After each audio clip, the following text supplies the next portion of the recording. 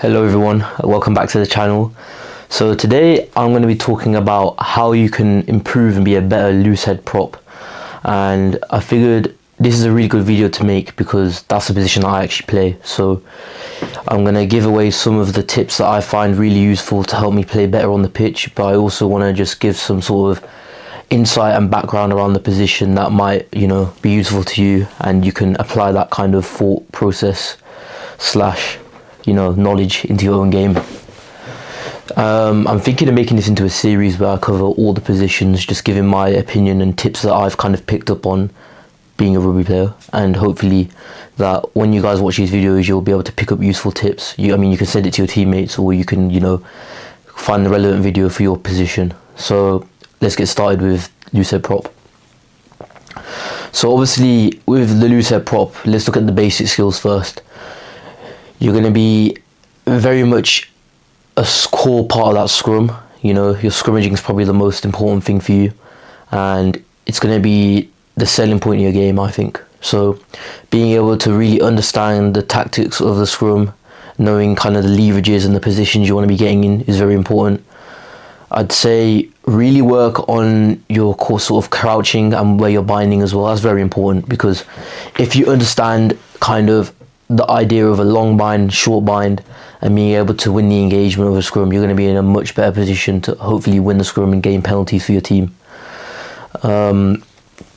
Alongside the scrum, set piece is very important. Line out lifting, you really want to make sure you've got that nailed, because it's very important for your team, and it can put your team in really good positions all across the field.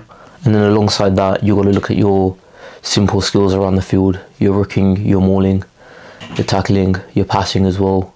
Being able to create those tip passes and even pulling out the back is very important for a prop. And then that's basically it, I'd say. Work on your fitness as well, because you want to be able to play the full game if you're required to. I know a lot of props are quite big, and there's that stigma of you can get away with being big and unfit, but realistically you don't want to be that, because you're going to struggle with your own performance. I think as well that with props as well, they've kind of evolved. So when I started out as a kid, you could just get away with being a fat chubby kid and you'd be good at it because you got the body weight behind it. But nowadays props are expected to be very very fit, very mobile, and I think that's something that's true to this day. So if you can emphasize being more of an athlete rather than an unathletic individual in the team, then you're going to be a lot more beneficial and provide a lot more value to your team. Another thing I'd really say, and this probably accounts for every single position on the pitch, is watching more rugby, and more specifically watching the players who play in your position. Because if you're able to pick up on tips that the pros are doing and understanding why they're doing it, I think that's more important, understanding why they're doing what they're doing, then you can obviously relay that back into your own game, and I can guarantee you're going to make instant improvements if you pick up on what the pros are doing, because they're doing it for a reason. And yeah, I think watching more rugby is very important as well. And I like to say as well, pick up on what the commentators are saying, because they are really good at kind of analysing and explaining the thought processes of these players and what they're doing. So if you can't, just visually analyse what the players are doing, it's important to listen and understand what the commentators are saying, because sometimes they can give really good insights on what's going on.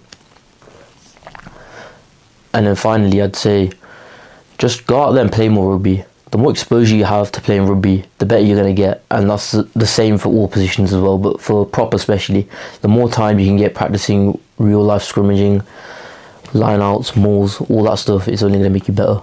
So if you're able to play as well at a high level or with more experienced players, if you're kind of at that age of 18, 19, play adult rugby, get exposed to playing against older, more experienced players, and you're going to pick up so many tips and things and tricks that you can implement back into your own game.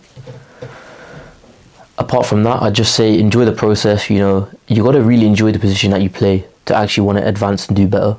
So find that passion, enjoy it, see it as you have an important role for your team, and take that on as a challenge as well. Look to constantly improve, look for feedback from your coaches and teammates. If you can, I know it's not the easiest thing to do, but if you can get some video analysis of you either in games or in training, and go away and analyse that, share that with your coaches or your teammates and pick up on tips. Ask them for just 3 things that you think you can improve on, and take that away and build on it. It's going to help your game massively.